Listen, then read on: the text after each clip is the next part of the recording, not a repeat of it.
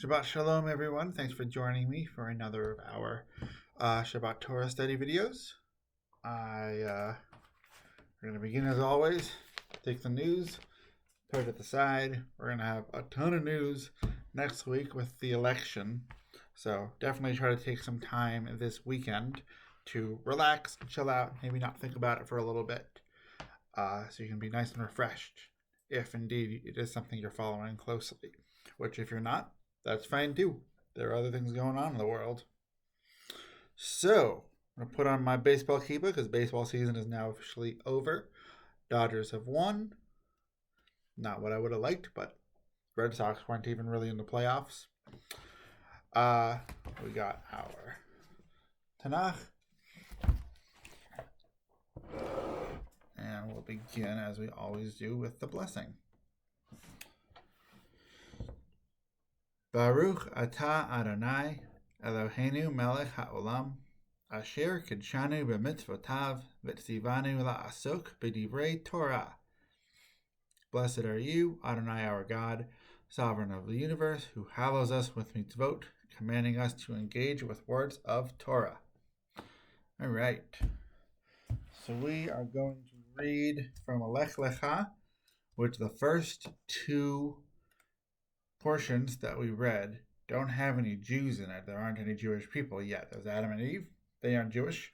There's Noach. He's not Jewish. There's Noach's family. They're not Jewish. It's not until... probably should have looked at this up, but I forgot. But it's like 5 or 10 generations later after Noah that the Jews finally show up. And they're not even called that yet. We just know. So it's Abraham is sort of what I'm beating around the bush, who never calls himself Jewish, but obviously he is the first Jew. He's the first of the patriarchs. There's Abraham, there's Isaac, there is Jacob, then there are the matriarchs. There's Sarah, Rebecca, Leah, and oh no, who am I forgetting? Rachel. Anyway, and so Abraham is the first of those people, and his wife Sarah. And so we are going to read about them. We're actually going to read about Abram's father first. So he's not called Abraham yet in this text. He's actually Abram. He becomes Abraham later on. His name gets changed. But we're going to read about him first as a kid, following his dad around, and then we're going to learn about what he does later in life. Terah, that's Abram's father, took his son Abram, his grandson Lot, the son of Haran, and his daughter-in-law Sarah, or Sarai at that time. Her name also gets changed to Sarah, the wife of his son Abram, and they set out together from Ur of the Chaldeans for the land of Canaan. But when they had come as far as Haran, they settled there. The days of Terah came to 205 years, and Terah died in Haran. And then later on it says, when Abram was 75 years old, he left Haran. Abram took his wife Sarai and his brother's son Lot and all the wealth that they had amassed, and the persons that they had acquired in Haran, and they set out for the land of Canaan. Then they arrived in the land of Canaan. So, I have these two things. First of all, both texts say Abram and Terah, his father, set out for Canaan. But with Terah, they get distracted, I guess is probably the best way to say it. We don't actually know. Something happens that interrupts their journey. And so they end up settling in, what's the name of that place again? They settle in Haran, which is not Canaan. So then Abram, when he's old enough, he takes his family and he goes to Canaan. He completes the journey. And the text says, at first it's a little weird. The text says, Abram left to go to Canaan. And then the next line is, Abram arrived in Canaan. Which seems very repetitive until we remember what happened earlier, which was Terah left to go to Canaan. Terah settled in Haran. So obviously, Abram, the Torah specifying that Abram makes it is important because we just saw someone to make a journey and not actually complete it. So what do we think about Terach? He tries to go to Canaan. That seems to be the right thing to do. That's where God talks to Abram a lot. That's where most of Abram's story happens.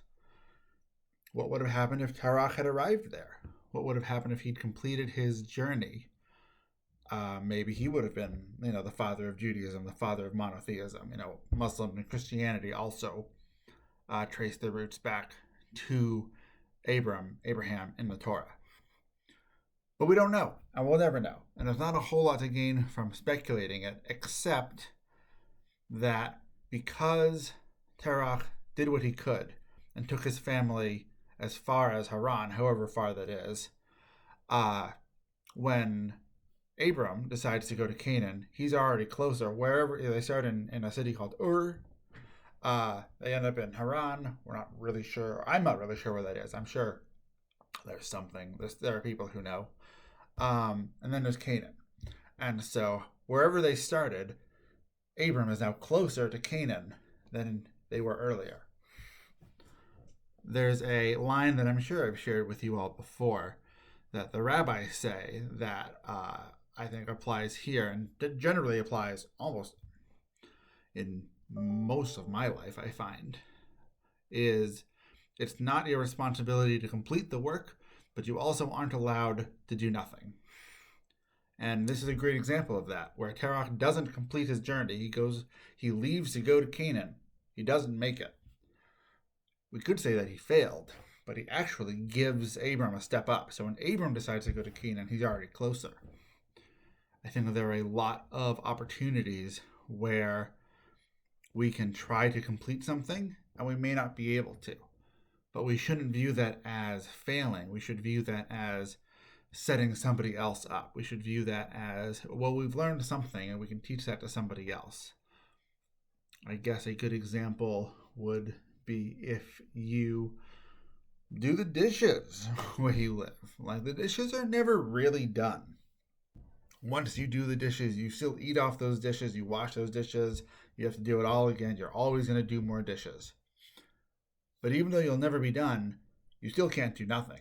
Maybe you have a deal with a roommate where, they do the dishes because you hate the dishes and you always take out the trash. Maybe that's the case.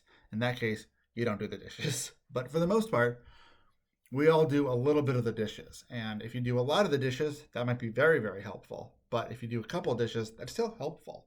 It's always good to be helpful. It's always good to view it that way, as you are assisting other people, even if you aren't finishing the job. In the case of the dishes and most household chores, they're never done, but you can always be helpful.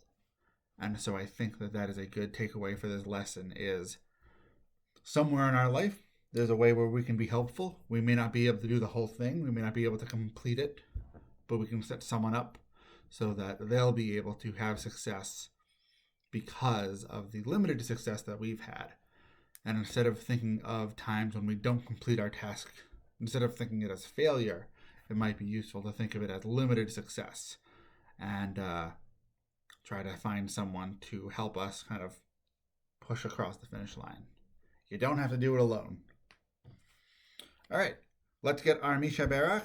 Remember, this is a prayer of healing. So if you know anyone who needs healing or attention, whether from coronavirus or maybe from something else, maybe they're just lonely, now's a great time to think about it and just kind of reflect and take some quiet time. There we go.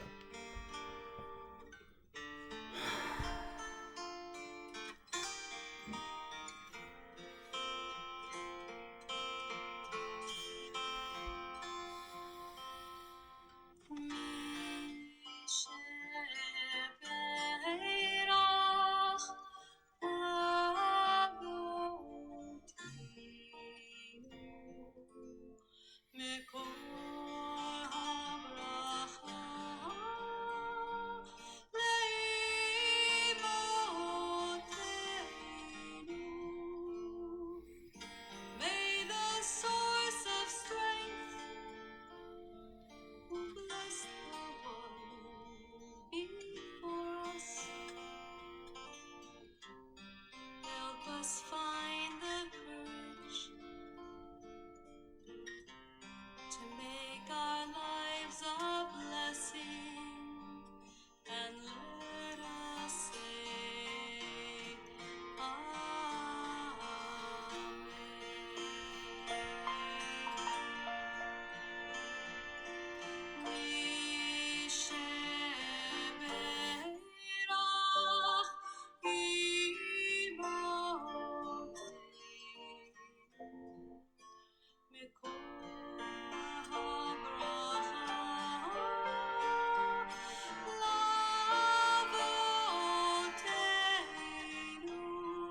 Bless those in need of healing with refuah shlema, the renewal of body, the renewal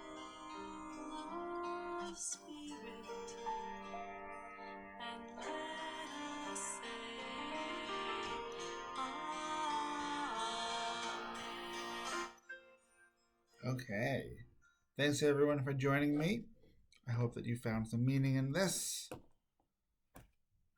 If you want to chat about this Torah portion or really about anything, feel free to send me an email on the Jewish Life account.